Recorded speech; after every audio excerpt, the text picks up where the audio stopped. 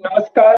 हम लाइव आ चुके हैं सरल भारत न्यूज के फेसबुक पेज पर और आज भारत के पत्रकारिता जगत में शीर्ष नामों में से एक जानी-मानी शख्सियत हमारे बीच हैं, जिनका परिचय मैं जितना भी दूँ कम ही रहेगा, लेकिन वर्तमान में वो IIMC Indian institute of mass and communication के जनरल डायरेक्टर हैं। पूर्व में इनका करियर बहुत लंबा रहा है। पूर्व में माखनलाल चतुर्वेदी विश्वविद्यालय के वाइस चांसलर का पदभार भी सर ने संभाला है और देश की तमाम पत्र-पत्रिकाओं में इन्होंने लिखा है।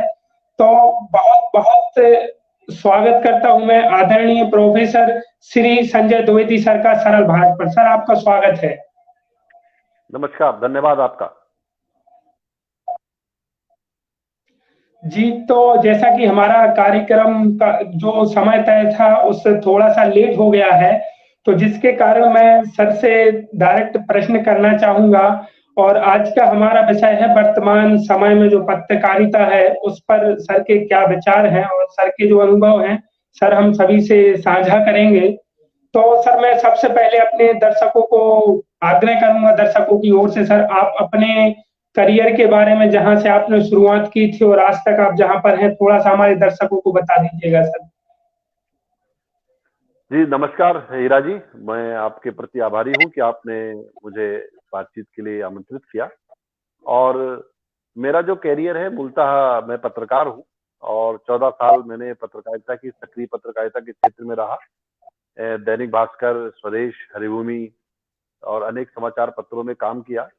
और मेरे जो कार्य क्षेत्र रहे, रायपुर में मैंने काम किया जो छत्तीसगढ़ की राजधानी है। इसके अलावा बिलासपुर, मुंबई और भोपाल मेरा कार्य क्षेत्र रहा।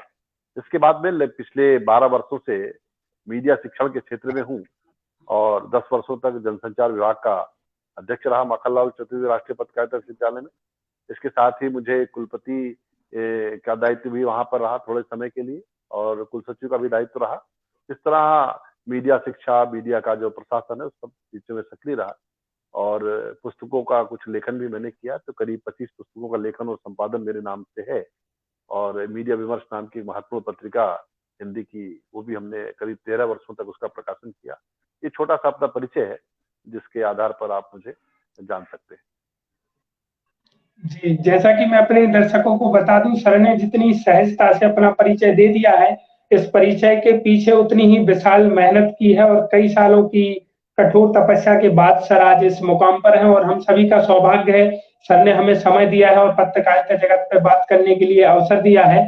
तो सर इसी के साथ मैं पहला प्रश्न रखना चाहूँगा कि जो आज का पत्रकारिता का माहौल है, आज का समय है, उस समय में उस आज के आधुनिक परिप्रेक्ष्य में आपने इंटरनेट की जगत की पत्रकारिता की आपने अभी इंटरनेट आने के बाद की पत्रकारिता का समय भी देखा है।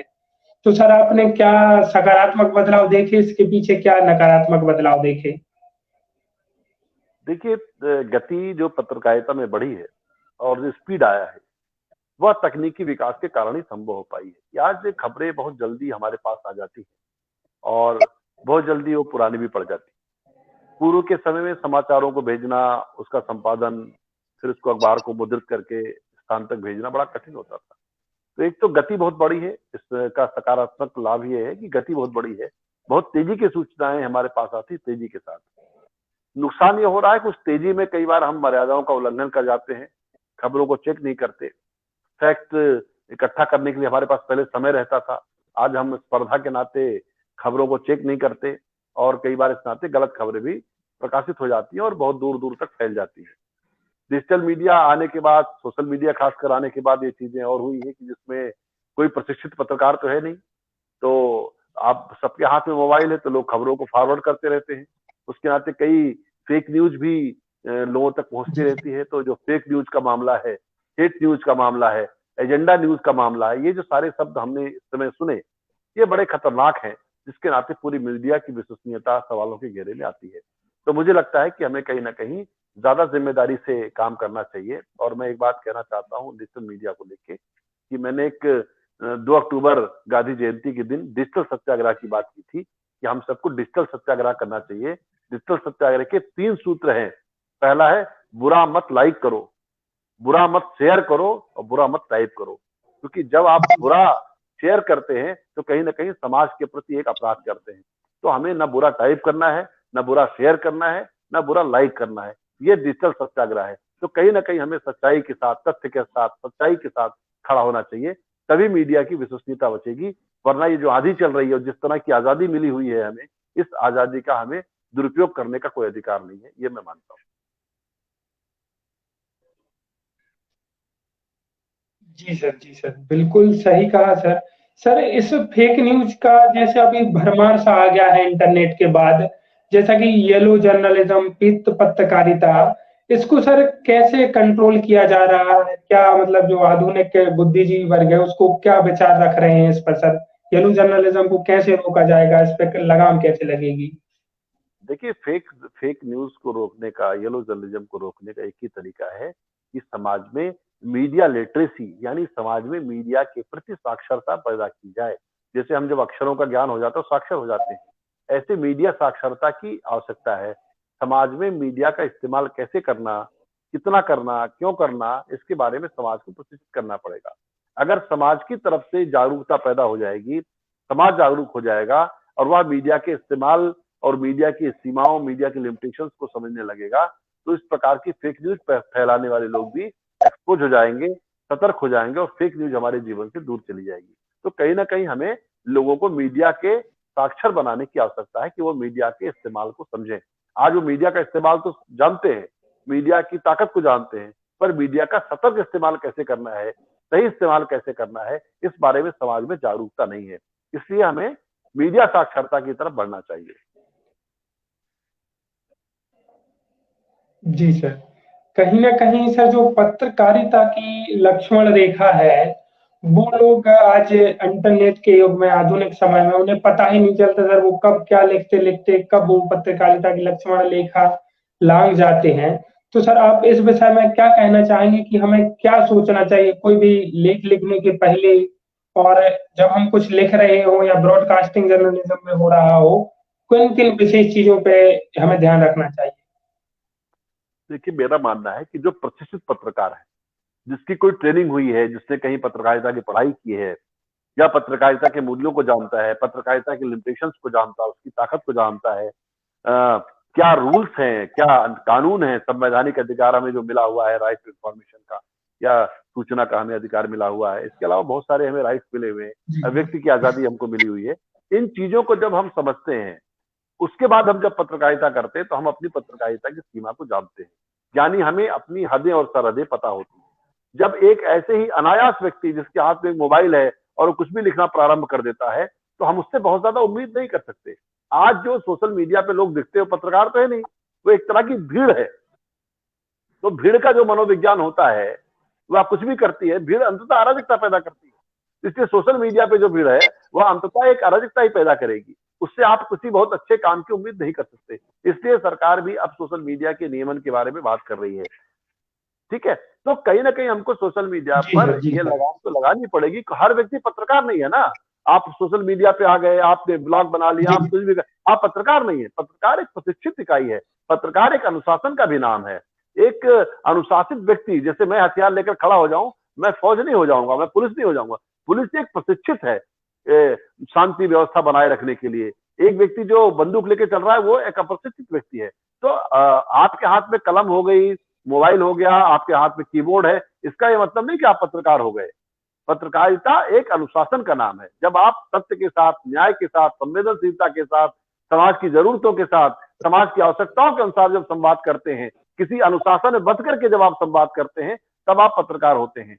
जब आप बैठ करके सोशल मीडिया पर अपना कुछ ही प्राप्त करते रहते हैं, एक सामान्य व्यक्ति हैं। इसलिए इसके लिए पत्रकारिता को लांछित नहीं किया जाना चाहिए। वो अलग लोग हैं, जो भीड़ है अपना काम कर रही है। हमारा उससे कोई लेना देना नहीं, मीडिया को उससे कोई लेना देना नहीं। एक प्लेटफॉर्म समय ने, तकनीक ने उनको उपलब्ध करा दिया है, वो उसका उपयोग या दुरुपयोग कर रहे हैं, और वो लोग पत्रकार या मीडिया के लोग नहीं है।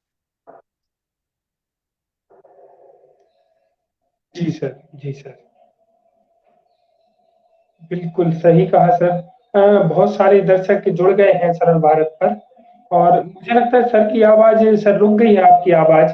मेरी आवाज़ सर तक जा रही है क्या? मैं बोल रहा हूँ, मेरी आवाज आ रही है। जी मुझे जी आपकी सर, आवाज बोलिए आ रही सर, है? बोलिए। जी, आप प्रश्न करें। जी मेरा सर, प्रश्न बोलिए उत्तर सर, पूरा हो बोलिए गया। सर। मेरा उत्तर पूरा हो चुका है, आप जी अगला प्रश्न करें। जी जी जी जी जी सर, जी सर, जी सर।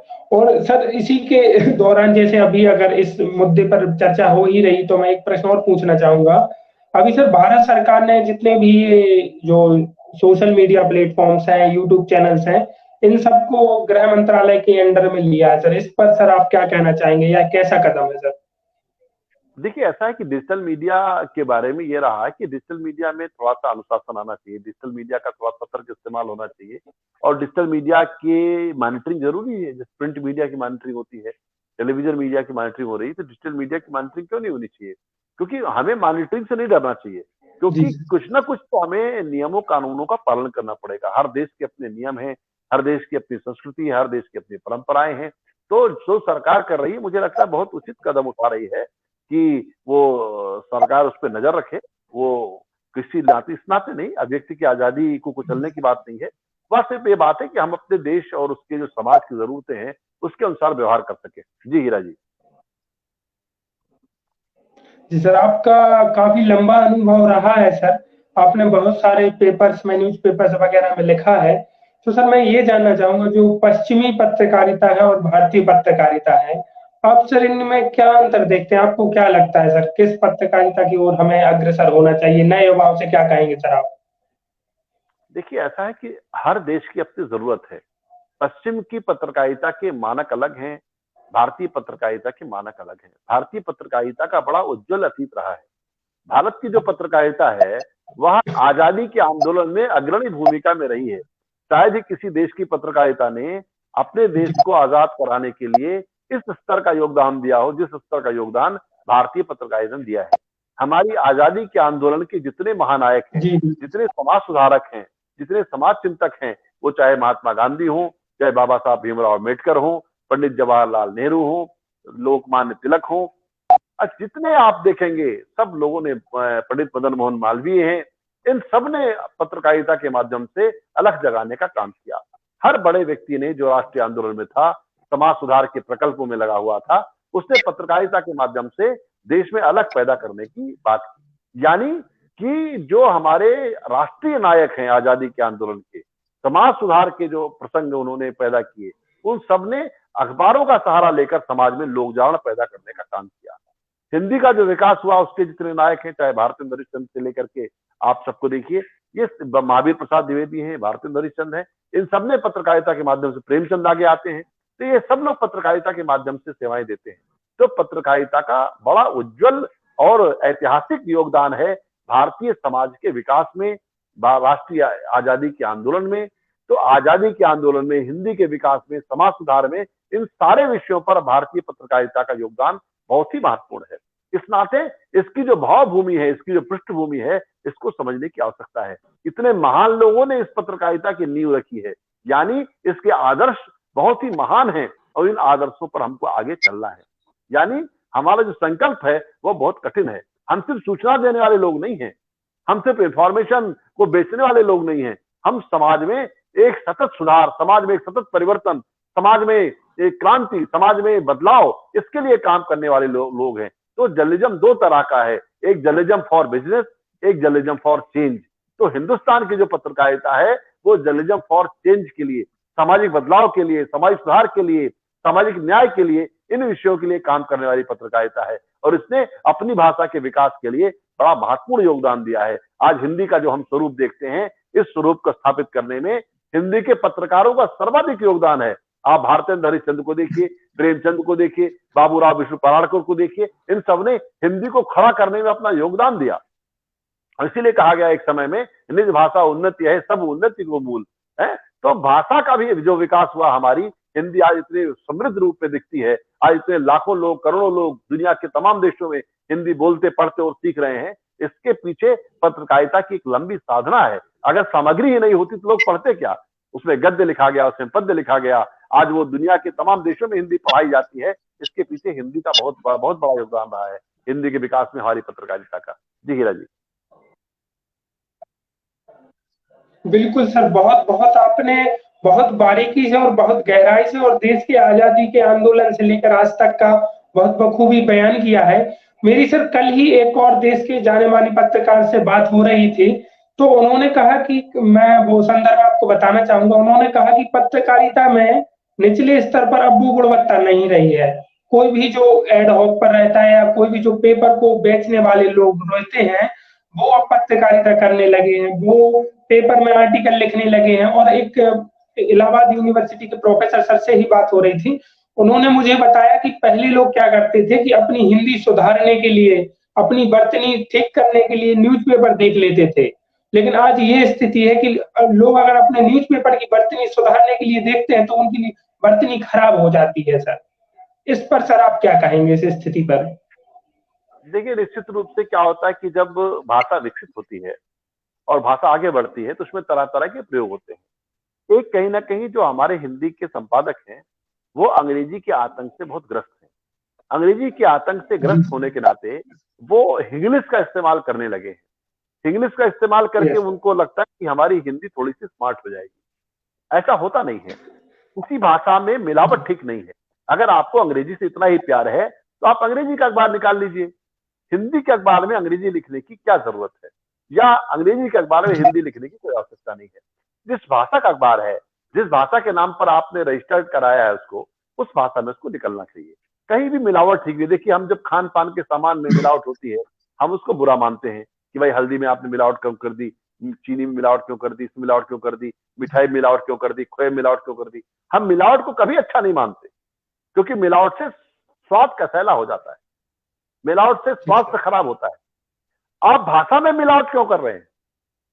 भाषा में मिलावट करना एक वैचारिक प्रदूषण पैदा करना है। तो जो लोग भाषा में मिलावट कर रहे हैं, जो लोग हिंदी के नाम पे इंग्लिश का इस्तेमाल कर रहे हैं, वह भाषा को भ्रष्ट करने का काम कर रहे हैं। और मुझे लगता है यह अच्छा काम नहीं है। हमें भाषा को उसकी शुद्धता के साथ, तो मैं नहीं कहता कि बहुत आप शास्त्रीय भाषा लिखें, किंतु भाषा को परिमार्जित करते हुए उसकी जो वास्तविक सौंदर्य हिंदी का है उसके साथ हमको हिंदी को व्यक्त करना चाहिए। आज हिंदी में इतने हजार शब्द हैं, हमें शब्दों का काल नहीं है, पर हम जानबूझकर अभियंता को इंजीनियर लिखें, ये ठीक नहीं है। हम संसद को पार्लियामेंट लिखें, ये ठीक नहीं है। तो ये जी हमारे सर। दिमागों में समस्या है। अब प्राध्यापक जैसा पद हमारे पास है, हम उसे जानबूझकर प्रोफेसर लिख रहे हैं, तो ये ठीक नहीं है। हमें जो शब्द उपलब्ध है हिंदी में उन शब्दों का उपयोग करना चाहिए। और दूसरी बात मैं कहना चाहता हूं, कोई शब्द जो है कठिन या सरल नहीं होता हीरा जी। कोई शब्द कठिन या सरल नहीं होता। शब्द या तो परिचित जी होते सर। हैं या अपरिचित होते हैं। जब शब्दों का हम इस्तेमाल प्रारंभ कर देते हैं वही शब्द परिचित हो जाता है। पार्लियामेंट एक जमाने शब्द था, पर जब संसद शब्द का हमने इस्तेमाल किया, आज संसद को सब लोग जानने लगे। शुरू में जब संसद शायद कठिन रहा होगा, पर जब उसका इस्तेमाल हुआ तो संसद शब्द, है ना, मेंबर ऑफ पार्लियामेंट, उसके लिए हम सांसद शब्द का इस्तेमाल किया। आज सांसद शब्द कितना सरल हो गया है। एमएलए, मेंबर ऑफ जी लेजिस्लेटिव सर। जी सर। असेंबली, बाद में हमने उसको विधायक शब्द का इस्तेमाल किया। आज विधायक शब्द सरल हो गया है। तो शब्दों का जब इस्तेमाल करते हैं, बार बार इस्तेमाल करते हैं, तो शब्द सरल हो जाते हैं। इसीलिए कहा जाता है शब्द कठिन या सरल नहीं होते, शब्द परिचित होते हैं या अपरिचित होते हैं। बार बार जब इस्तेमाल किया जाता है तो शब्द सरल हो जाता है। और मीडिया की जिम्मेदारी है कि अपने शब्दों को बार बार प्रक्षेपित करे, बार बार लोगों को बताए, अपने आप शब्द सरल हो जाएंगे, लोग विमर्श का हिस्सा बन जाएंगे। जी हीरा जी। बहुत बहुत बहुत ग्रेट उदाहरण से देकर सर ने बताया और बहुत ही ऊंची-ऊंची बातें की। सर ने मुझे एक नए शब्द से और परिभाषा से परिभाषित करवाया, वैचारिक प्रदूषण। मैं अपने सभी दर्शकों से कहना चाहूँगा, बहुत सारे मीडिया के ही स्टूडेंट्स जुड़े हुए हैं। सर से जो वैचारिक प्रदूषण है, हिंदी लिखते समय या किसी भाषा विशेष लिखते समय, हमें वैचारिक प्रदूषण से बचना होगा।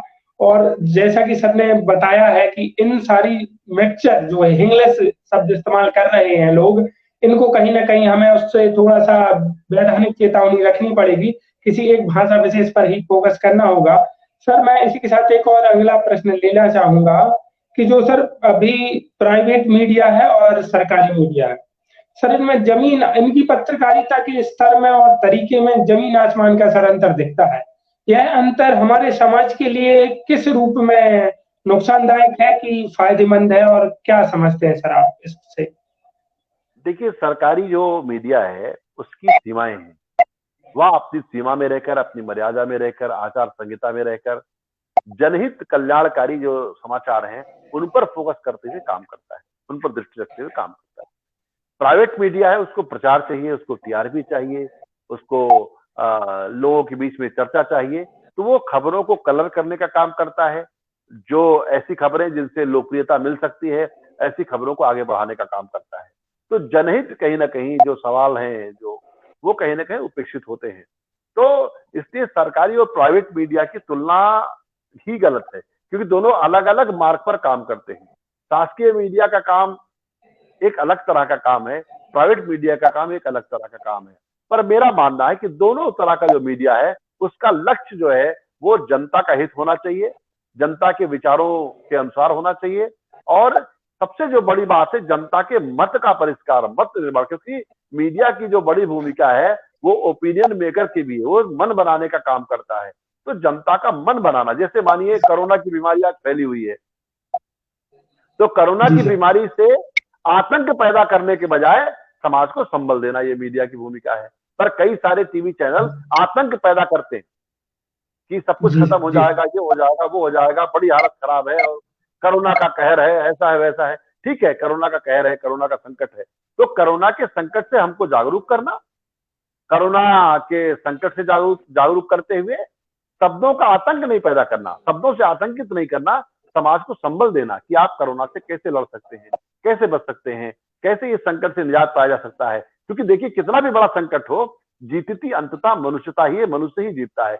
बड़े से बड़े संकट दुनिया के अंदर आए, पर जीता कौन? जीता अंत में मनुष्य, जीतना मनुष्य को ही है।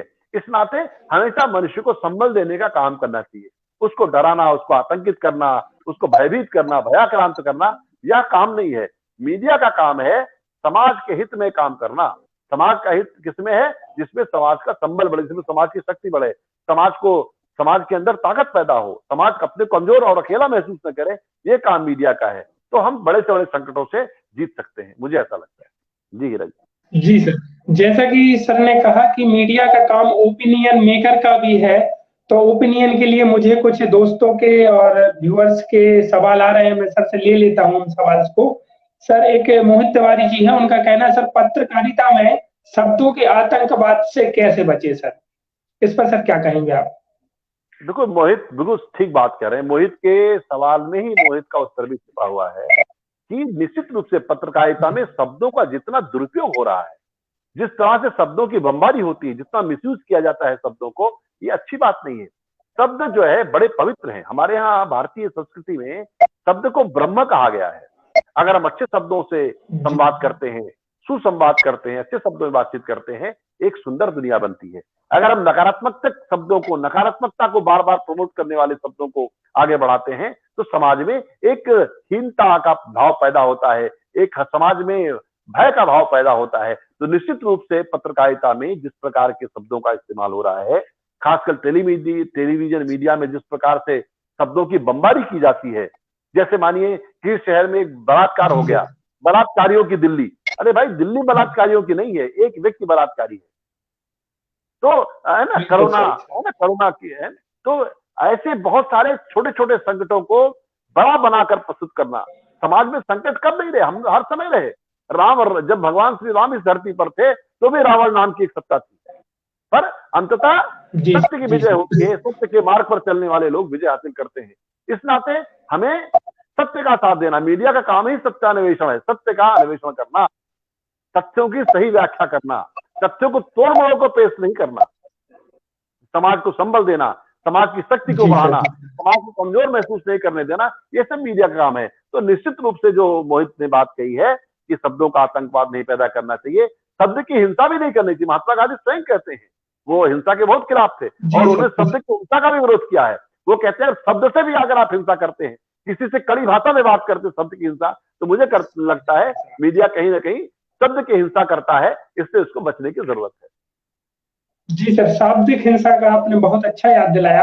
विशाल जी सर कह रहे हैं पत्रकारिता का वर्तमान स्वरूप किस दिशा में जा रहा है और इसके सकारात्मक पक्ष क्या नया परिवर्तन ला सकते हैं सर? देखिए विशाल जी, पत्रकारिता या समाज जीवन का कोई भी क्षेत्र हो, उसमें हमेशा जो है दो तरह की वृत्तियां रही हैं। कभी आप ये नहीं कह सकते कि सब लोग अच्छे हो जाएंगे। मूल चीज होती है समाज। सबसे बड़ा क्या है? समाज। हमने मीडिया को बहुत बड़ा बना दिया है। मीडिया इतना बड़ा है नहीं, वो बहुत समाज का छोटा सा हिस्सा है, बहुत छोटा सा हिस्सा समाज का।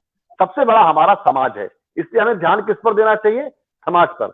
जब समाज में अच्छे विचार आएंगे, समाज में अच्छे लोग तैयार होंगे, तो समाज के सब क्षेत्रों में अच्छे लोग जाएंगे। अच्छा डॉक्टर होगा, अच्छा वकील होगा, अच्छा पत्रकार होगा, अच्छा राजनेता होगा, अच्छा इंजीनियर होगा, सब अच्छे होंगे। समाज में जब गिरावट आती है, शिक्षा व्यवस्था में जब गिरावट आती है, समाज में मूल्यों का जब पतन होता है, तो हर वर्ग में खराब नेतृत्व जाता है। ये ध्यान रखिए आप। इसलिए हमें अपने समाज की शक्ति को बढ़ाने की आवश्यकता है। आप ये कहें कि बिल्कुल समाज बिल्कुल। नीचे गिरता चला जाए, समाज का पतन होता चला जाए, मूल्यों का पतन होता चला जाए, किंतु मीडिया अच्छा हो जाए, ये संभव है क्या? जब सारे समाज का पतन हो रहा है, समाज के हर क्षेत्र में गिरावट हो रही है, मीडिया ही अच्छा कैसे रह सकता है? समाज में उत्थान होगा, समाज में मूल्यों की स्थापना होगी, समाज में लोग अपने राष्ट्र, अपने देश के प्रति भक्ति रखेंगे, अच्छा भाव रखेंगे, भाई भाई में प्रेम होगा, हम सब भारतीय मिलजुल कर एक साथ रहेंगे। तो जब समाज में वैचारिक उत्थान होगा, तो मीडिया का भी उत्थान होगा, डॉक्टर क्षेत्र में भी अच्छा होगा, चिकित्सा क्षेत्र में अच्छा होगा, वकालत में अच्छा होगा, शिक्षा में, सब क्षेत्र में अच्छा होगा। इसलिए सबसे बड़ा काम है व्यक्ति निर्माण। अगर हम अच्छे व्यक्तियों का निर्माण नहीं करते, अच्छे व्यक्तियों को खड़ा नहीं करते, तो समाज जीवन के हर क्षेत्र में गिरावट बढ़ती रहेगी। इसलिए जी हमारी जिम्मेदारी है कि हम समाज जीवन के हर क्षेत्र में अच्छे नेतृत्व का विकास करें। यदि हर क्षेत्र में अच्छे नेतृत्व का विकास होगा, हमारे सारे क्षेत्र अच्छे हो जाएंगे। इसलिए समाज जो है व्यक्ति निर्माण की कार्यशाला है, वो परिवार से प्रारंभ होता है। क्यों कहा गया मां पहली शिक्षक है? परिवार से हम संस्कार लेकर निकलते हैं, मां से संस्कार लेते हैं, परिवार से संस्कार लेते हैं, समाज में हमारे संस्कारों की पुष्टि होती है, और तब हम जाकर सामाजिक काम के लिए निकलते हैं। तो अगर समाज में अच्छाई होगी, समाज में अगर अच्छा वातावरण होगा, तो सब प्रकार के लोग अच्छे निकलेंगे, ऐसा मैं मानता हूं। जी। यह संभव नहीं है बिल्कुल कि सही। समाज में गिरावट हो, समाज में पतन हो, और पत्रकारिता बहुत अच्छी हो जाए, डॉक्टर्स बहुत अच्छे हो जाएं, वकील बड़े अच्छे हो जाएं, राजनेता बड़े अच्छे हो जाएं, संभव नहीं है। समाज का उत्थान होगा, सब वर्गों का उत्थान होगा, समाज में मूल्यों का पतन होगा, सब वर्गों का पतन होगा, ऐसा मैं मानता हूं। सर ने मूल बात कही है कि समाज ही व्यक्ति निर्माण की कार्यशाला है। मैं आशा करता हूँ विशाल जी का बहुत बखूबी संतुष्टि से उत्तर मिल गया होगा। सर हमारे सामने नितिन जी हैं और नितिन जी पूछ रहे हैं सर पेड मीडिया क्या है? और मैं इसके साथ एक प्रश्न और जोड़ना चाहूंगा सर, पेड मीडिया से बचा कैसे जाए और उसको समझा कैसे जाए और इसके नुकसान सर क्या है? इसके बारे में सर थोड़ा सा प्रकाश डालिए। देखिए नितिन जी, कि जिस चीज को भी आप भुगतान करके छपवाते हैं, है ना, तो ये पेड न्यूज का जो सवाल है, अपने आप में बहुत गहरा गहरा सवाल, बड़ा सवाल बना है पेड न्यूज का, और इसके नाते मीडिया की आलोचना भी हुई है।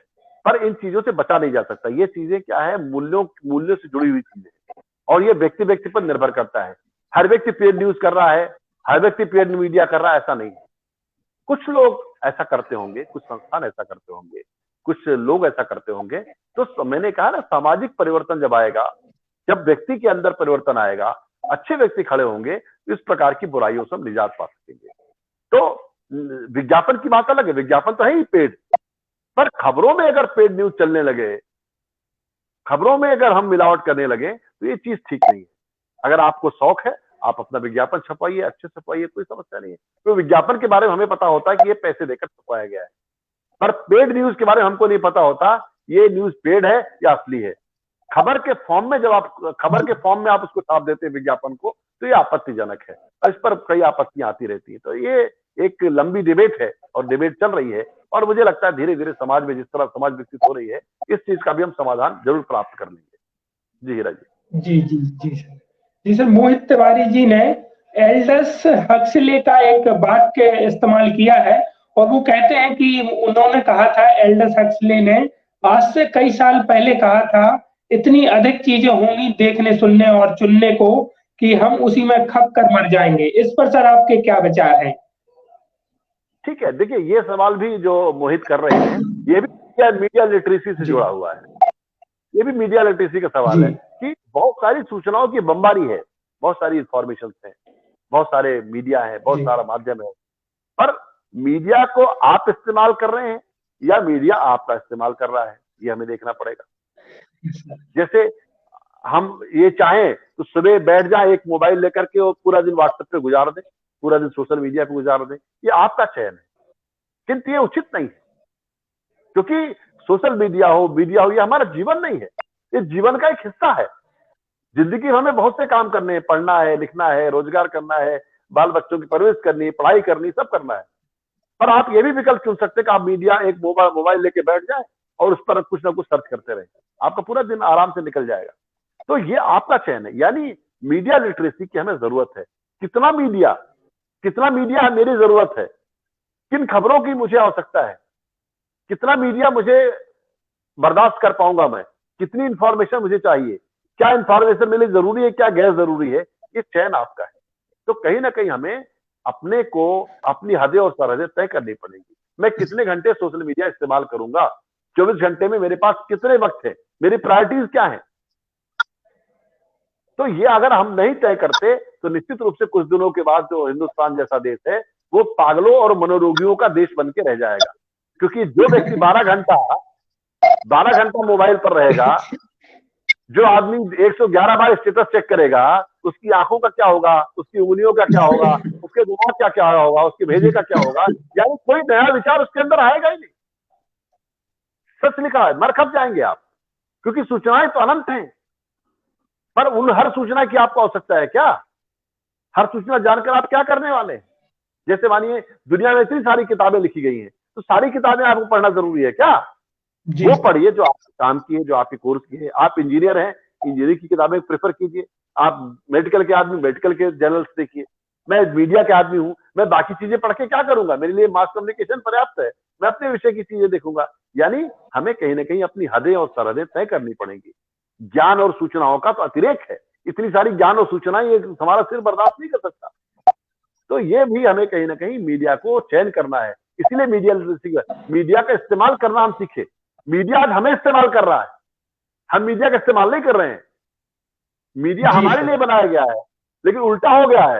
ऐसा लग रहा है जैसे हम मीडिया के लिए बने हो, मीडिया हमारा इस्तेमाल कर रहा है। हम मीडिया में अपनी आंखें खराब कर रहे हैं, अपनी उंगलियां खराब कर रहे हैं, पूरे दिन हम नष्ट कर देते हैं। हमने शायद महीने में कोई किताब नहीं पढ़ी हो, एक महीने में एक भी किताब नहीं पढ़ी होगी, पर आप तय करें सोशल मीडिया पर आपने कितने घंटे गुजारे, कितनी देर आपकी आंखें सोशल मीडिया की स्क्रीन पर लगी रही। हालात यह है कि आपसे मिलने के लिए एक व्यक्ति आया, सामने आपके बैठा हुआ है, उससे आप बात नहीं करते और आप सोशल मीडिया पर लगे रहते। कितना बुरी स्थितियां हैं, किस प्रकार की सामाजिकता हम रच रहे हैं, और इसको सोशल मीडिया कहा जा रहा है। इससे अनसोशल कोई है ही नहीं। यस, कि सामने बैठा हुआ व्यक्ति, हमारे मित्र हमसे मिलने आए, दिवाली के त्योहार पर मिठाइयां लेकर के, हम उनसे बात करने के बजाय हम स्टेटस चेक कर रहे हैं।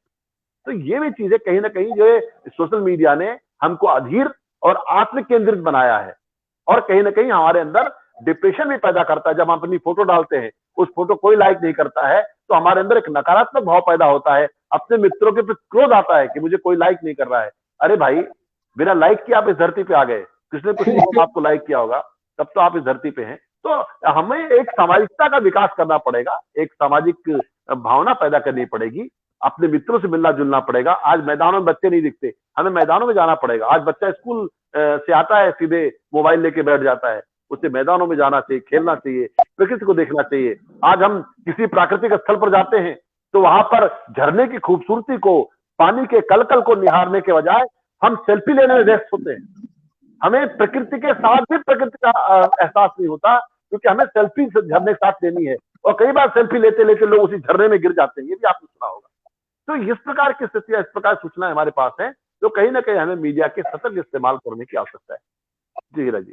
जी, बहुत ही बखूबी तरीके से सर ने अपने जीवन के अनुभव में लाके और जिन उत्तरों को सर ने दिया है उनको जीवित उत्तर बना दिया। मैं मंत्रमुग्ध हुआ सर की बातें सुनकर। सर, मैं एक हल्का सा प्रश्न करना चाहूंगा। मैंने पत्रकारिता जगत में एक पत्रकार को बहुत सारी चुनौतियां आती हैं और तरह तरह के आर्थिक, राजनीतिक और नैतिक दबाव रहते हैं बहुत सारे। मैं सर कोई आपके जीवन का एक ऐसा अनुभव अपने दर्शकों से साझा करना चाहूंगा जहां सर आपके लिए आपको अपने आप को सबसे बड़ी चुनौती समझी हो आपने अपने पत्रकारिता जीवन की, और आप फिर उसमें सफल हो गए हो। सर, कौन कौन से आपने दबाव झेले हैं उस दौरान? कोई एक उदाहरण दीजिए सर, जो युवा पत्रकारों के लिए प्रेरणा साबित। देखिए, मुझे ऐसा लगता है कि जब आप पत्रकारिता के क्षेत्र में काम करते हैं तो आपको अनेक प्रकार के दबावों का सामना करना पड़ता है, अनेक प्रकार के संकट आपके सामने आते हैं। एक बार मैं एक राज्य में एक दैनिक अखबार का संपादक था, उस समय कुछ चीजें जी, लिखी गई मेरे द्वारा, जो उस समय के जो तत्कालीन मुख्यमंत्री थे उनको पसंद नहीं आई, और उन्होंने फिर हमारे मालिकों से उसकी शिकायत की कि भाई इनको किया जाए। तो इस तरह के दबाव आते हैं जीवन में, पर वो जब आप काम करते करते इन चीजों को सहना भी सीख जाते हैं। क्योंकि जब आप कुछ करते हैं और आप ये उम्मीद करें कि मास मीडिया इतना पावरफुल है और उसका कोई इम्पैक्ट नहीं आए, कोई इफेक्ट नहीं आए, ये जीवन में भी कई बार होता है, कई बार लोगों की नौकरियां भी चली जाती हैं। तो जी, इस प्रकार के संकट जीवन में आते रहते हैं, पर इनका हौसले से सामना करना चाहिए और सावधानी पूर्वक अपने काम को करना चाहिए। पर मेरा ये भी कहना है, साथ में सबमिशन मेरा ये है, सुझाव ये है अपने अनुभव के आधार पर, कि हम जब भी किसी खबर को करें तो व्यक्ति को केंद्र में न रख करके मुद्दे को केंद्र में रखें। कई बार हम क्या व्यक्तिगत आलोचना पर उतर आते हैं, व्यक्तिगत आलोचना धीरे से फिर दुश्मनी में बदल जाती है। तो व्यक्तिगत आलोचना करने के बजाय मुद्दे के आधार पर अगर हम चीजें को लिखेंगे, मुद्दे के आधार पर, विषय के आधार पर हम चीजों को लिखेंगे, व्यक्ति को केंद्र में न रखकर हमको विषय को केंद्र में रखना चाहिए। विषय को केंद्र में रखने से उस प्रकार की चीजें नहीं होती। हमें हमेशा अपनी रिपोर्टिंग में बहुत वस्तुपरक होना चाहिए, ऑब्जेक्टिव होना चाहिए। किसी व्यक्ति की आलोचना के बजाय, किसी व्यक्ति की बजाय सिस्टम की हमको आलोचना करनी चाहिए, सिस्टम की हमको कमियां निकालनी चाहिए। कई बार हम व्यक्ति केंद्रित समाचार लिखते हैं, किसने ऐसा किया, इसने ऐसा किया, जब हम लिखते हैं तो हम व्यक्ति को केंद्र में रखते हैं।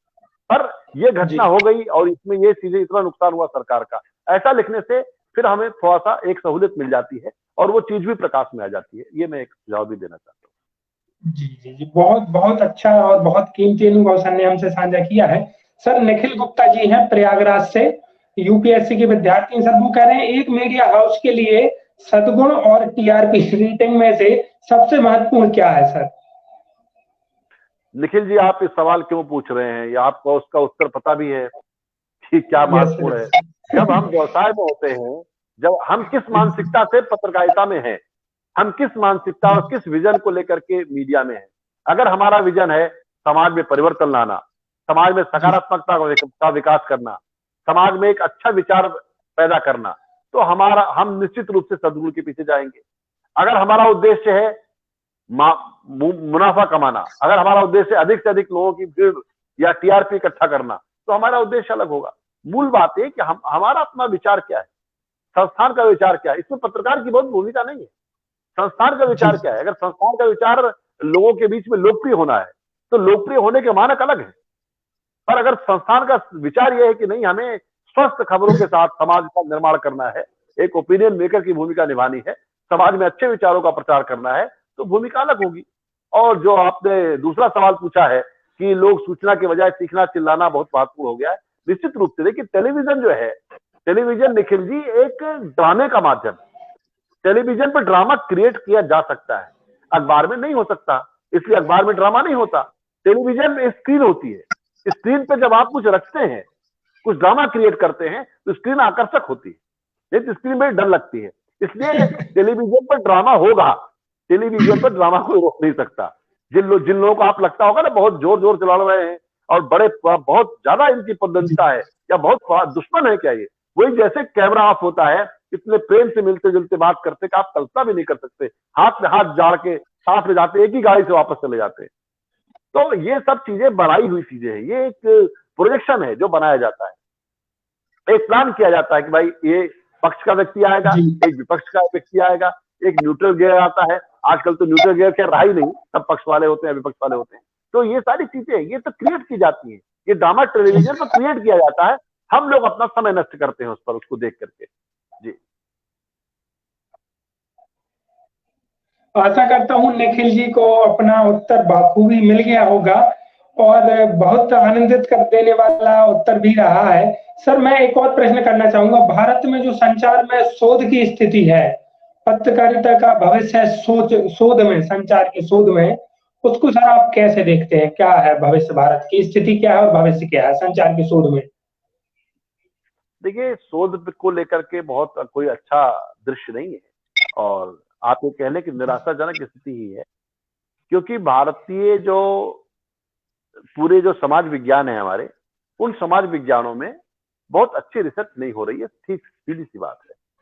जितनी गंभीरता के साथ शोध होना चाहिए और शोध के लिए जो मानक अपनाए जाने चाहिए, जो धैर्य की अपेक्षा होती है, वो हम उसको कर नहीं पा रहे हैं। शायद आने वाले समयों में कुछ ऐसे लोग आएंगे, नौजवान, जो शोध के क्षेत्र में भी अच्छा काम करेंगे। अभी तो हालात ये कि आप क्यों मास मीडिया की बात क्यों करें, समूचे सामाजिक जी सर। विज्ञान क्षेत्र में शोध की स्थिति बहुत अच्छी नहीं है। साइंस में जरूर लोग अच्छा कर रहे हैं, बाकी क्षेत्र में अच्छा कर रहे हैं, साइंस के विद्यार्थी बहुत अच्छा काम कर रहे हैं, और उनके नाते हमारे विश्वविद्यालयों की रेटिंग भी सुधरी है साइंस में काम करने वाले जो विद्यार्थी हैं। पर सामाजिक विज्ञानों में शोध की स्थिति बहुत अच्छी नहीं है। ज्यादातर लोग पीएचडी करने के लिए आते हैं, ज्यादातर लोग एमफिल करने के लिए आते हैं, वो शोध करने के लिए नहीं आते। तो ये कहीं ना कहीं एक चिंता की बात है। हमें गंभीर शोध की तरफ बढ़ना होगा, और वह शोध जो समाज के लिए उपयोगी हो, जिस शोध से कुछ नया निष्कर्ष निकल के आए, कुछ निष्कर्ष निकल के आए और समाज में उस शोध का उपयोग हो। ऐसा शोध नहीं हो रहा है, ये चिंता की बात है। जी सर। सर एक और चीज देखी गई है आमतौर पर, जो एक छोटा पत्रकार रहता है, जमीनी स्तर का पत्रकार, उसके जीवन में आर्थिक संकट इतने ज्यादा रहते हैं कि कई बार उसको अपनी पत्रकारिता जगह छोड़ के कुछ और काम करना पड़ता है। तो क्या सरकार को कुछ पत्रकारों तो कल्याण के लिए कुछ क्या नीतियां बनाई जानी चाहिए? क्या आप क्या सोचते हैं सर कि पत्रकार जो लोग हैं वो अर्थव्यवस्था को लेकर उनके लिए संरक्षण दिया जाना चाहिए, या वो अपना जीवन कैसे निपटाए सर, करें पूरा? इस पर आप क्या कहेंगे पत्रकारों की आर्थिक व्यवस्था पर? देखिए, ऐसा है कि पत्रकारिता का जो मार्ग है वह प्रारंभिक दिनों से ही कठिन है। पत्रकारिता कोई ऑर्गेनाइज सेक्टर नहीं है जहां पर जी नीचे तक सर। के कर्मचारियों को नियमित रूप से वेतन दिया जा सके या लोगों को बहुत संरक्षण दिया जा सके। उपाय किए हैं, सरकारें करती भी हैं, पर अंततः क्योंकि ये एक ऐसा क्षेत्र नहीं है जहां पर हर व्यक्ति को वही सुविधाएं प्राप्त हो सके जो कार्यालय में काम करने वाले पत्रकार को मिलती है। देखिए, ज्यादातर मीडिया निजी क्षेत्र में है, और निजी क्षेत्रों में स्थितियां वैसे ही कठिन होती हैं काम करने की। वहां जो रेगुलर जो स्थायी जो कर्मचारी होते हैं, उनकी भी कार्य स्थितियां बहुत अच्छी नहीं होती। तो जो नियमित कर्मचारी है, अखबारों के दफ्तर में काम करने वाला, उसकी भी कार्य स्थितियां बहुत अच्छी नहीं है। तो जो गांव में, जिलों में, कस्बों में, छोटे स्थानों पर काम करने वाला पत्रकार है, उसकी स्थिति कैसे अच्छी हो सकती है? तो निश्चित रूप से पत्रकारों का संघर्ष है, और ये शुरू से बना रहा है। और ये ऐसा क्षेत्र है जिसमें वही लोग आते हैं जो संघर्ष करने का मादा रखते हैं। सामान्य व्यक्ति रह नहीं पाता, और बाकी नीचे आप जब नीचे के जिला स्तर के आप जाएंगे तो वो जो पत्रकारिता वही लोग करते हैं जो किसी न किसी अन्य व्यवसाय में भी करते हैं। यानी पत्रकारिता से उनका जीवन नहीं चलता, जी पत्रकारिता सर। से उनका परिवार नहीं चलता। वो पत्रकारिता शौक के लिए करते हैं, बाकी वो अपने दूसरे व्यवसाय से अपना जीवन यापन करते हैं। यानी पत्रकारिता उनका पेट नहीं पालती। पत्रकारिता वो सिर्फ शौक के लिए, एक उनकी रुचि है, सामाजिक क्षेत्र में कुछ करना है, इसलिए वो करते हैं, है ना? तो ये अपने आप में है कि जिले स्तर पर, कस्बे के लेवल पर पत्रकारों की जीवन स्थितियां कठिन है। अगर वो सिर्फ पत्रकारिता पर निर्भर है तो उनका जीवन और भी ज्यादा कठिन है। पर पत्रकारिता के अलावा अगर वो कोई दूसरा व्यवसाय करते, अपना जीवन यापन उससे करते हैं, योगक्षेम वहां से प्राप्त होता है, शौक के लिए पत्रकारिता करते हैं, तो उनकी स्थितियां अलग है। तो ये जरूर कठिन स्थितियां हैं, और बहुत नीचे तक के पत्रकारों को संरक्षण देना, एक एक पत्रकार के हित का विचार करना, ये सरकारों के लिए भी संभव नहीं है, क्योंकि सरकारें अपना काम करेंगी कि वो पत्रकारों के लिए काम करती रहेंगी। पर जो मान्यता प्राप्त पत्रकार होते हैं, या जिनको मान्यता मिली हुई है राज्य सरकारों से, केंद्र सरकार से, पत्रकारिता के क्षेत्र में काम करने के नाते, उनको जरूर सरकारों का संरक्षण प्राप्त है, बहुत सारी सुविधाएं भी उनको प्राप्त होती है। हालांकि सुविधाएं भी ऐसी नहीं जो उनको बहुत कुछ कहें, यात्रा में थोड़ी छूट मिल जाती है, रेलवे की टिकट में, कहीं किसी को आवास मिल गया होगा रहने के लिए, साधारण सुविधाएं, कोई बहुत सुविधाएं भी नहीं है। कुछ राज्य सरकारों ने पत्रकारों के पेंशन की व्यवस्था भी की है थोड़ी बहुत, पर वो भी नॉमिनल है, जी उससे कोई जीवन यापन नहीं होता। पर यह चलो, सरकारें कुछ कर रही हैं और कुछ इस दिशा में सोच रही हैं, क्योंकि पत्रकार है, साहित्यकार है, ये समाज की एक निधि है, और ये समाज को देने का ही काम करते हैं। तो अगर उनके अंतिम दिनों में या उनके आखिरी दिनों में, जब वो बेरोजगार हो चुके होते हैं, जब वो कार्य की स्थितियां उनकी अच्छी नहीं होती, तो कम से कम उनकी चिकित्सा की, उनकी पेंशन की व्यवस्था अगर राज्य सरकारें कर रही हैं, बहुत अच्छी बात है, और इस दिशा में और भी अधिक प्रयास होने चाहिए। और मेरा तो ये भी कहना है, जो पत्रकार संगठन है वो मिलकर के भी अपने योगक्षेम के लिए कुछ काम कर सकते हैं। जैसे भोपाल में एक बड़ा अच्छा प्रयोग हो रहा है, वहां के पत्रकारों ने अपना एक संगठन जी। बनाया हुआ है। जब कोई पत्रकार बीमार होता है तो उसके लिए समस्त धनराशि की व्यवस्था वो संगठन करता है। तो इस प्रकार के निजी स्तर पर भी अच्छा, प्रयास हो रहे हैं, और मुझे लगता है ये बड़ा ही सामुदायिक मामला है, कि पत्रकार केवल अपने लिए काम नहीं करता, पूरे समाज के लिए काम करता है। तो पूरे समाज की जिम्मेदारी है इस प्रकार के प्रयास और प्रकल्प पत्रकारों के हित में खड़े हों, जिससे पत्रकार जब सेवाओं में नहीं होता, जब वो बुजुर्ग हो जाता है, उसके संरक्षण के लिए कुछ ना कुछ हमको प्रयास करना चाहिए।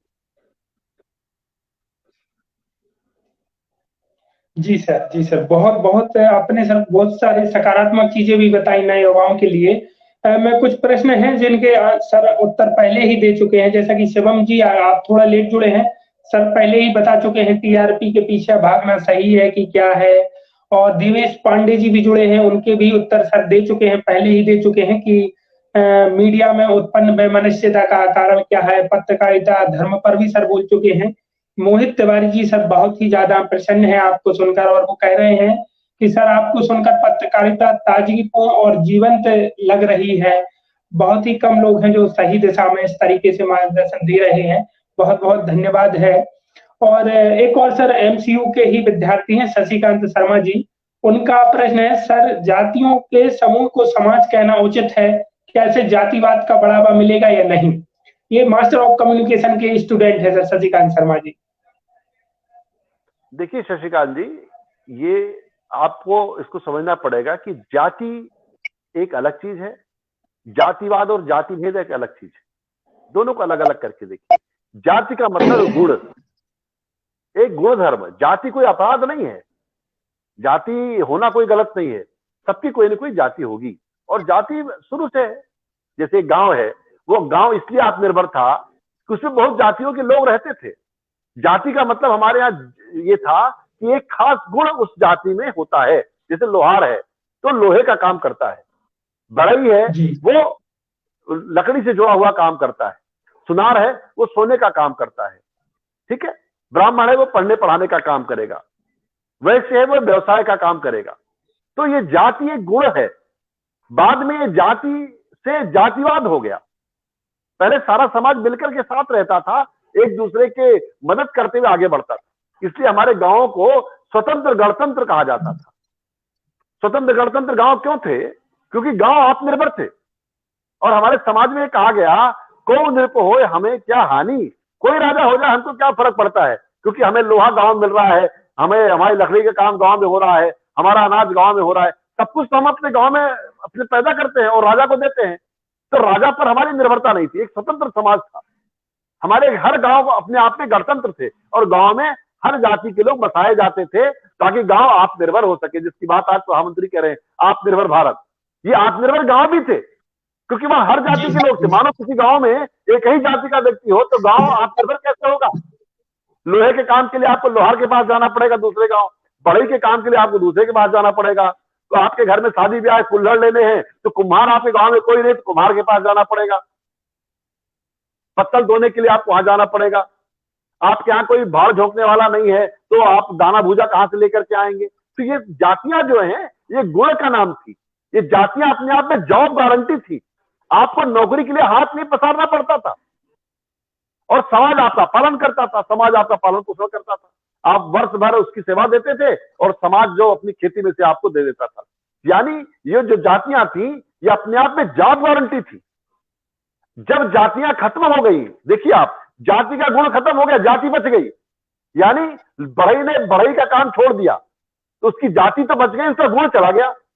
लोहार ने लोहार का काम छोड़ दिया, उसका गुणधर्म चला गया, उसकी जाति बच गई। आज जाति बच गई, जाति का गुण समाप्त हो गया है, जबकि जाति का गुण अनिवार्य था। जाति का जब गुण था तो अपने आप में जॉब गारंटी होती थी, आपको जॉब के लिए घूमना नहीं पड़ता था। आज क्यों इतनी बड़ी संख्या में बेरोजगार है? कि गांव उजड़ गए। तो जाति बहुत अच्छी चीज है, जाति बुरी चीज नहीं, और जाति में गर्व करना भी कोई बुरी बात नहीं। हमारी हर जाति से महापुरुष है। हमारे अनन्य संत वाल्मीकि रामायण लिखने वाले स्वामी वाल्मीकि जी किस जाति के? यहाँ बताइए, व्यास किस जाति के? हमारे तो जितने बड़े संत हैं वह उन जातियों से आते हैं जिनको आप छोटी जातियां मानते हैं, अंतर जातियां मानते हैं, जिनको आप दलित वर्ग में मानते हैं। हमारे सारे संत व्यास जी उसी जाति से आते हैं, वाल्मीकि जी उसी जाति से आते हैं, और उनके संत बनने में कोई समस्या नहीं है, क्योंकि वहां जाति थी पर जाति भेद नहीं था। अपने गुण धर्म के आधार पर व्यक्ति ब्राह्मण भी हो जाया करता था, क्योंकि वहां गुणता पर जोर था, गुण पर जोर था। आज हमने गुण छोड़ दिया, जाति को हमने पकड़ के रखा, क्योंकि जाति से एक वोट बैंक बनता है, फॉलोइंग बनती है, नेतागिरी बनती है, इसलिए जाति को हमने बना लिया, जाति के गुण छोड़ दिए। इसलिए जो लोहार का बच्चा गांव में काम पा जाता था, आज शहर में आके मजदूरी करता है और कोरोना संकट में अपने गांव की तरफ भागता है। तो ये एक समाज में एक विकृति पैदा हुई कि हमने अपने गांव को खाली कर दिया। तो आज जाति बच गई, जाति का गुण चला गया और जाति भेद पैदा हो गया। जातियां लड़ रही हैं अपने अधिकारों के लिए, सत्ता में हिस्सेदारी के लिए। तो ये कितनी खतरनाक बात है कि हमने जाति को जिंदा रखा, पर जाति का जो मूल गुण था उसको समाप्त कर दिया और जाति भेद को बढ़ा दिया। जाति भेद बढ़ने से समाज में टकराव पैदा हो रहा है। हर जाति एक दूसरी जाति से लड़ रही है। पिछड़ों में भी क्रीमी लेयर, अगड़े में अगड़ा। मतलब आज कितने विभाजन आप करेंगे, समाज को कितना तोड़ेंगे, कितने टुकड़े में तोड़ेंगे, कहां जाके रुकेगा ये। दलितों में भी अति दलित, महादलित खोज के लाए लोग। मुसलमानों में पसमंदा मुसलमान, मतलब वो जो पिछड़ गए। तो ये जो चीज है, समाज को तोड़ने वाले लोग अनेक हैं। आज हमको ऐसे प्रयास करने चाहिए कि समाज कैसे जुड़ सकता है, समाज इकट्ठा होने हो कैसे हो सकता है। इसलिए जुड़ने वाले सूत्र खोजिए। तोड़ने वाले लोग बहुत हैं, बहुत लोग बताएंगे आपके साथ बड़ा अत्याचार हुआ, बड़ा अन्याय हुआ, ऐसे कहने वाले बहुत हैं। पर जोड़ने वाले सूत्र खोजिए, ऐसे सूत्र खोजिए जिससे समाज जुड़े। आज हमें इस देश को अगर एक रखना है, इतना बड़ा देश अगर एक साथ मिलकर के आज इतने सालों से रह रहा है, तो जुड़ने वाले सूत्र हमें खोजने पड़ेंगे। समाज को जोड़ने की हमको बात करनी पड़ेगी, यानी जाति का सम्मान करते हुए जाति भेद से मुक्त होना पड़ेगा। जाति गलत नहीं है, जाति तो अच्छी चीज है, भारतीय समाज की परंपरा है। और हमें किंतु हमें जाति भेद से मुक्त होना, जाति के आधार पर भेदभाव नहीं होना चाहिए। यानी जाति ठीक है, जाति भेद गलत है। जाति ठीक है किंतु जाति का गुण भूल जाना गलत है। हमें अपने अपनी जातियों पर गर्व करना चाहिए, हम करते भी हैं।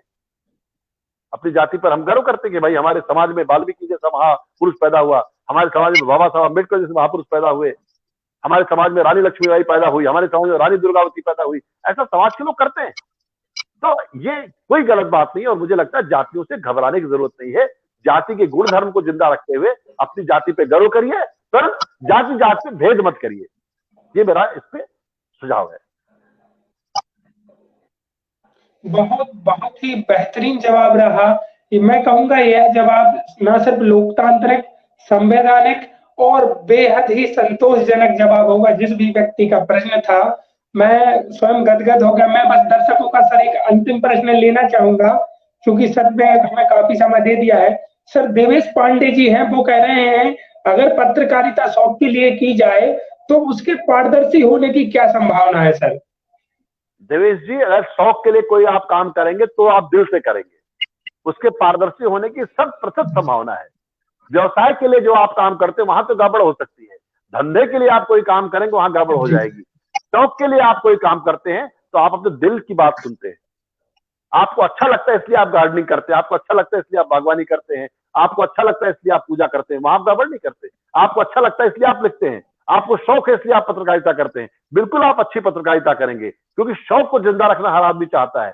शौक अगर व्यवसाय बन जाए तो बहुत अच्छी बात है कि आपका जो आपका शौक है वो आपका व्यवसाय भी है, तो अच्छी बात है। अगर आप शौक से, रुचि से पत्रकारिता करते हैं तो कोई बुरी बात नहीं है।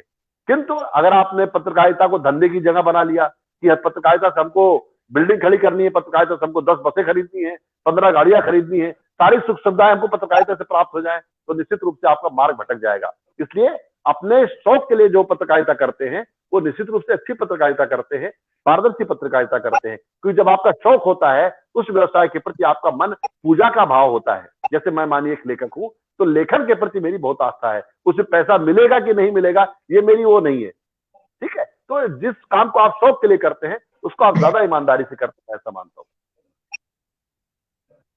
सर एक अंतिम बात, महत्वपूर्ण बात नीलेश जी कह रहे हैं कि सर सांप्रदायिकता को आप कैसे देखते हैं? पत्रकारिता की इसमें क्या भूमिका है? कुछ दिनों से बढ़ी है, घटी है? सर इस बारे में आपके बस कुछ बातें, सुझाव और प्रकाश डालिए सर।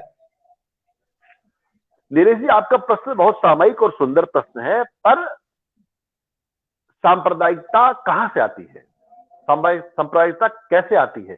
ये जो मैंने जाति भेद पर जो बात कही, लगभग इस विषय पर ही आपको ध्यान देना पड़ेगा कि सांप्रदायिकता अच्छी चीज नहीं है। धर्म एक अलग चीज है, आध्यात्मिकता एक अलग चीज है। सांप्रदायिकता यह है कि जब आप दूसरे व्यक्ति से भेद पैदा करते हैं, दूसरे व्यक्ति को आप गलत अनुभव करते हैं, जब दूसरे व्यक्ति से आप श्रेष्ठ मानते हैं, ये श्रेष्ठता का सिद्धांत है, वही गलत है कि मैं ही सर्वश्रेष्ठ हूं। आज संकट क्या है, हर व्यक्ति अपने को श्रेष्ठ मानता है।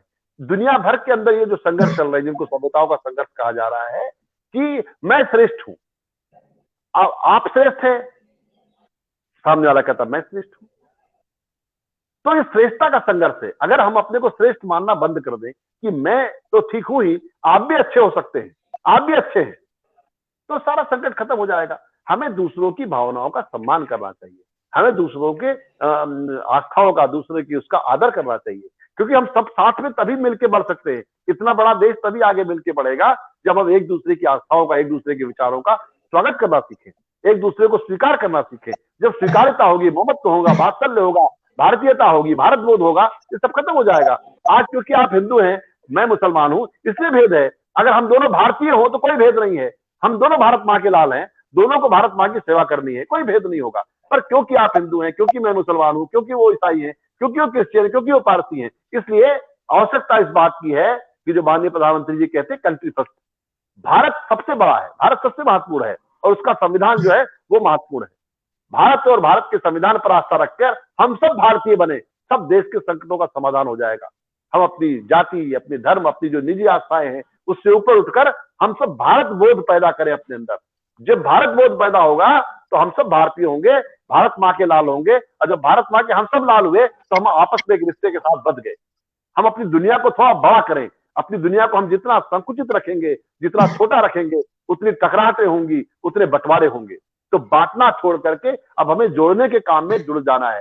अब हमें जाति, धर्म, भाषा इन सबसे अलग हटकर एक समन्वित समाज बनाने की तरफ हमको बढ़ना चाहिए, जिसमें भेद नहीं हो, क्योंकि भारत का संविधान जो है वो भेद की आजादी नहीं देता। हम सब लोग बराबर हैं, सभी नागरिक बराबर हैं, और जो गैर बराबरी में जिन्हें अवसर नहीं मिला उनको आरक्षण के माध्यम से आगे लाने का प्रयास भी भारत का संविधान, वह भी संवैधानिक व्यवस्था करता है कि जो दौड़ में छूट गए, जिनके साथ उपेक्षा हुई या जिनके साथ अत्याचार हुआ, उन लोगों को समाज की मुख्य धारा में लाने के लिए उनको आरक्षण देकर के व्यवस्था की गई। आज धीरे धीरे समाज आगे आ रहा है, बढ़ रहा है, आगे बढ़ रहा है, और समाज में धीरे धीरे इस तरह की भावनाएं समाप्त होंगी, इसमें कोई दो राय नहीं है। आज अंतरजातीय विवाह होने लगे हैं और तमाम दूसरी जातियों में लोग विवाह कर रहे हैं, और एक सुंदर भारत बन रहा है। और यह सुंदर भारत जो बनेगा वही दरअसल विश्व गुरु होगा, जहां आपस में भेदभाव नहीं होगा। जब तक भेदभाव इस धरती पर है, महात्मा गांधी स्वयं कहते थे, अस्पृश्यता अगर पाप नहीं है, यानी छुआछूत अगर पाप नहीं है, तो इससे बड़ा कोई पाप नहीं है। यह हमको खत्म करना पड़ेगा, और ये खत्म होकर के रहेगा, आप देखिएगा इस बात। जी हीरा जी। जी सर, जी सर, बिल्कुल सही कहा सर। ज्यों-ज्यों समय खत्म होता जा रहा है, हमारे पास और बेहतरीन-बेहतरीन प्रश्न आते जा रहे हैं।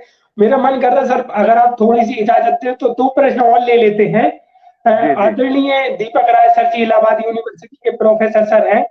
वो कह रहे हैं कि सर दलित जातियों के लोग अपने आप पर कैसे गर्व करें? अपमान पर कैसे गर्व करें? प्रताड़ना पर कैसे गर्व करें? सर इस पर संक्षेप में प्रकाश डालिए सर आप। बिल्कुल, दीपक राय सर बिल्कुल ठीक कह रहे हैं कि कैसे कोई गर्व कर सकता है, लेकिन जब हम अपने इतिहास को देखेंगे तो हमें ये देखना पड़ेगा कि ऐसे दलित हमारे पास कौन से महानायक हैं जिन्होंने इस देश को गौरवान्वित करने का काम किया। जैसे मैं वाल्मीकि का उदाहरण आपको आपके सामने मैंने रखा, महर्षि वाल्मीकि समेत अनेक ऐसे नायक हैं जो हमारे समाज का नेतृत्व करते हैं। ऐसे अनेक संत मिलेंगे जो इस परिवार से आते हैं, जो दलित वर्ग से आते हैं। तो हमें अपने महापुरुषों की तरफ देखना पड़ेगा, जिन महापुरुषों ने कहा भी गया कि जात पात पूछे नहीं कोई, हरि को भजे सो हरि का हुई। तो ये बात ठीक है, अगर कुछ इतिहास में गलत हुआ है या पुराने दिनों में कुछ गलत हुआ है, उसको पकड़ कर रखने से कोई फायदा नहीं है। हमें निश्चित रूप से बहुत दलितों में मैं सैकड़ों ऐसे नाम आपको गिरा सकता हूं जो इस समाज को गौरवित करने वाले लोग हैं। वो वाल्मीकि से परंपरा शुरू होकर रैदास पर आती है, रैदास से आकर के बाबा साहब अम्बेडकर जाती है, आज हमारे राष्ट्रपति माननीय रामनाथ कोविंद जी तक जाती है। ऐसे अनेक लोग हैं, क्या नारायणन है, ऐसे अनेक लोग हैं जिन्होंने दलित वर्ग को सम्मानित और पुरस्कृत किया है। ऐसे महापुरुषों का स्मरण करके, ऐसे महापुरुषों का नाम लेकर के समाज को संबल मिलता है। और ये उम्मीद की जाती है कि गांव में बैठा हुआ जो व्यक्ति है वह भी शिखर तक जा सकता है अगर उसके अंदर संकल्प हो। और लोकतंत्र ने हमको एक अवसर दिया है गैर बराबरी को समाप्त करने का, उस अवसर का हमको लाभ लेकर आगे बढ़ना चाहिए। आज हमें पुरानी चीजों को अगर हम पुनर्पाठ करते रहेंगे उसका कोई लाभ नहीं है। आज हमको लोकतंत्र ने, भारत के लोकतंत्र ने अगर हमें अवसर दिया है कि हम सब साथ मिलकर आगे बढ़े, तो हमें आगे बढ़ना चाहिए और उस अवसर का लाभ लेते हुए शिखर पदों पर जाना चाहिए। आज कोई नहीं रोक सकता, आज जो है किसी भी दलित वर्ग व्यक्ति को कोई नहीं रोक सकता, क्योंकि भारत के राष्ट्रपति, ये दूसरे राष्ट्रपति हैं जो दलित वर्ग से आते हैं। इसके पहले क्या नारायण साहब भी हमारे राष्ट्रपति रहे, उस पद को उन्होंने गौरवित किया। मुस्लिम समुदाय से भी हमारे यहाँ 2 राष्ट्रपति रह चुके हैं। तो ऐसी कोई बात नहीं, आज शिखर के पदों पर भारत के लोग विराजे हैं। साधारण परिवारों से आने वाले लोग शिखर के पदों पर विराजे हैं। हमारे प्रधानमंत्री हैं, वह भी एक साधारण परिवार से आकर के आज प्रधानमंत्री पद तक पहुंचे हैं। तो एक यात्रा है, यह यात्रा प्रारंभ हुई है लोकतंत्र की। आज 70 साल हुआ है। लोग कहते भी हैं कि जो है लोकतंत्र 100 साल में साकार होता है, और मुझे लगता है आने वाले समय में हमारा लोकतंत्र और अच्छे दृश्य देखेगा, जहां पर दलित जातियों के, पिछड़ी जातियों के, अल्पसंख्यक वर्गों के लोग नेतृत्व करते हुए दिखेंगे, इसमें कोई दो राय नहीं है। और वही दरअसल भारत का सच्चा लोकतंत्र होगा, जब इन जातियों के लोग शिखर के पदों पर विराजेंगे और हमारा नेतृत्व करेंगे। बिल्कुल, बिल्कुल। और दीपक सर का रिप्लाई दिया गया है, बहुत बहुत बहुत आभार प्रकट कर रहे हैं, कह रहे सर बहुत बहुत सही कहा है आपने। सर एक यूपीएससी एस्पिरेंट हैं दीपक वीरेंद्र शर्मा जी, सर उनका भी एक बहुत अच्छा प्रश्न है। सर जिस समता मूलक समाज की कल्पना डॉक्टर भीमराव अंबेडकर जी और महात्मा गांधी जी ने किए था, उससे आप किस प्रकार से देखते हैं सर? क्या वह कल्पना हो पाई है, साकार हो पाई है क्या सर समता मूलक समाज की? देखिए, जो सामाजिक परिवर्तन है एक दिन में घटित नहीं होता। सामाजिक परिवर्तन एक लंबी यात्रा है। आज हमारे गणतंत्र को 70 साल हो गए हैं। लोकतंत्र के बारे में मैंने कहा, कहते हैं 100 साल में साकार होता है। एक यात्रा हमने प्रारंभ की। जो 47 में स्थितियां थी वो 70 में नहीं थी, जो 70 में थी आज 2020 में नहीं थी। हम आगे बढ़े हैं। हमें देखना चाहिए कि हमारी यात्रा कितनी विकसित हुई है। आज आप देखेंगे अनेक राज्यों में बड़ी संख्या में दलित वर्गों के और ओबीसी के लोग शिखर पर विराजे हुए। अनेक राज्यों के मुख्यमंत्री, अनेक बड़े बड़े पदों पर लोग आज है। और शासकीय सेवाओं से लेकर के निजी क्षेत्रों में भी आज बड़ी संख्या में लोग आगे बढ़ रहे हैं। दलित वर्ग का एक पूरा एक संगठन बना है जिसमें दलित उद्यमी ही उसका नेतृत्व कर रहे हैं। आज दलित वर्ग के लोग उद्यम के क्षेत्र में भी जा रहे हैं, औद्योगिक क्षेत्रों में निवेश कर रहे हैं, वहां भी जा रहे हैं। तो ये कहना ठीक नहीं है कि समाज वही का वही है। समाज में ठहराव नहीं होता, समाज में गति होती है। समाज धीरे धीरे बदलता है और समाज बदल रहा है। समाज बदलेगा। देखिए, चीजों को बदलने से कोई रोक नहीं सकता। बदलाव तो प्राकृतिक है, नैसर्गिक है। वही एक चीज है जो तय है। जो आज है वो कल नहीं रहेगा, सत्य है। यानी कि एक प्रकृति का चक्र है, जो नीचे का हिस्सा है वो कल ऊपर आएगा, आप उसको रोक नहीं सकते। ये प्राकृतिक है। ये समय चक्र है। जो आज नीचे हिस्सा है पहिए का, वो कल ऊपर आएगा।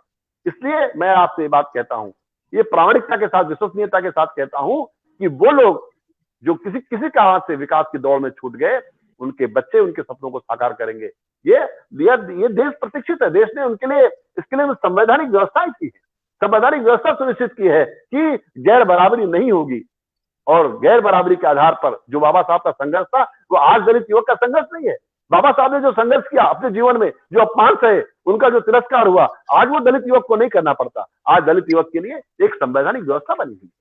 आज वो जो सामान्य परिवार से आने वाला बच्चा है, उसके लिए व्यवस्था बनी हुई है। निर्धन परिवारों से आने वाले जो बच्चे हैं, उनकी भी आज व्यवस्था नरेंद्र मोदी की सरकार ने सुनिश्चित की है। तो ये अपने आप में बहुत बड़ी चीज है। जब संवैधानिक व्यवस्था सुनिश्चित हो गई है, कितनी देर तक आप दरवाजा बंद रखेंगे? कितनी देर तक वो दरवाजे पर खड़ा है, नॉक कर रहा है, लगातार नॉक कर रहा है। और मैं आपसे कहता हूं, आप सपना देखिए, सपने को मरने मत दीजिए। एक ना एक दिन आप सपने को सच होता देखेंगे। इजराइल धरती पर आया कि नहीं आया? इजराइल ने धरती पर आकार लिया कि नहीं लिया? कितने सालों तक इजराइल के लोग जो है अलग अलग मुल्कों में जाकर बसे रहे, पर उनका सपना मरा नहीं। इसलिए एक गैर बराबरी वाला समृद्ध समाज, सुंदर समाज बनाने का जो हमारा सपना है, वही भारत माँ का असली स्वप्न है। उसी को कहा गया भारत जगत गुरु बनेगा। कोई गैर बराबरी नहीं होगी, कोई ऊंच नीच नहीं होगा, कोई जातिवाद नहीं होगा, कोई संप्रदायवाद नहीं होगा। उस दिशा में हम बढ़ रहे हैं।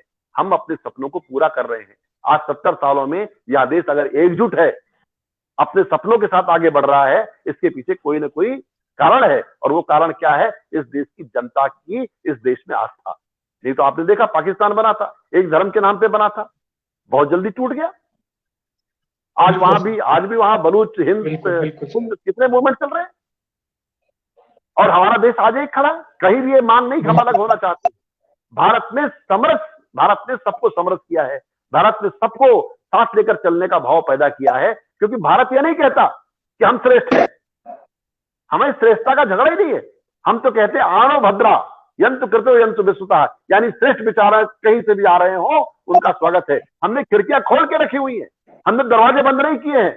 हमने नहीं कहा कि हम सर्वश्रेष्ठ हैं या हमारी किताब आखिरी किताब है। हमने सत्य लिख दिया, इसके बाद कोई सत्य लिखा नहीं जाएगा। हम तो ये भी कहते हैं मुंडे मुंडे मतिर भिन्ना, हर सिर में अलग अलग विवेक हो सकता है, अलग अलग दिमाग हो सकता है। हम ये नहीं कहते कि मैं ही श्रेष्ठ हूं, हम कहते हैं आप भी श्रेष्ठ हैं। तो इसलिए भारत का जो विचार है वह एक वैश्विक विचार है। भारत का विचार पूरी मानवता का विचार करने वाला विचार है। भारत ने किसी किताब को आखिरी किताब घोषित नहीं किया। गीता हमारा राष्ट्रीय ग्रंथ नहीं है, रामायण हमारी आखिरी किताब नहीं है। उसके बाद भी किताबें लिखी जाएंगी, नया नया होगा, हर समय में एक नया सृजन होगा, हर समय में उसके नायक आएंगे। कभी नायक राम थे, कभी नायक हमारे कृष्ण थे, कभी गांधी नायक बने, आज नरेंद्र मोदी नायक है। तो हमारे समय ने अपने नायक तलाशे हैं और नायकों ने समय के प्रश्नों के समाधान तलाशे हैं। ये भी सबसे बड़ी बात है। तो इस बात को भी हमको समझना चाहिए और इस देश की जनता की आस्था के प्रति नमन करना चाहिए कि उसकी इस देश की मिट्टी में आस्था बनी हुई है। जी हीरा जी,